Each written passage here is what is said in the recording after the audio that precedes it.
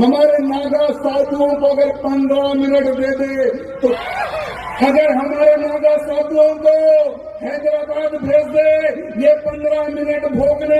তো বন্ধুরা সবাই কেমন আছো? আশা করি সবাই ভালো আছো। আজকে যেই ভিডিও আপনাদের দেখাতে যাচ্ছি, বিজেপি এমএলএ টি রাজা সিং এর একটা স্পিচ সোশ্যাল মিডিয়াতে ভাইরাল হচ্ছে। তো চলুন ভিডিও দেখুন এবং এই ভিডিও দেখার পরে আপনাদের কি মতামত নিচে কমেন্ট বক্সে লিখে অবশ্যই জানাবেন।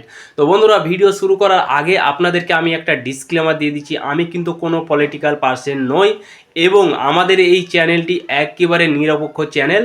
তো চলুন ভিডিও দেখুন এবং এই ভিডিও দেখার পরে আপনাদের কি মতামত নিচে কমেন্ট বক্সে লিখে অবশ্যই জানাবেন। एक साधु आता है नागा साधु, एक संत आता है नागा साधु। नागा साधु का इतिहास है, कभी वो पब्लिक में नहीं आते, सिर्फ कुंभ के समय पर ही बाहर आते। लेकिन अगर उनका इतिहास उठाकर देखे, जब जब सनातन पर सिंह कटाया वही नागा साधु ने तलवार उठाई, भाला उठाया, त्रिशूल उठा। 15 मिनट सही है।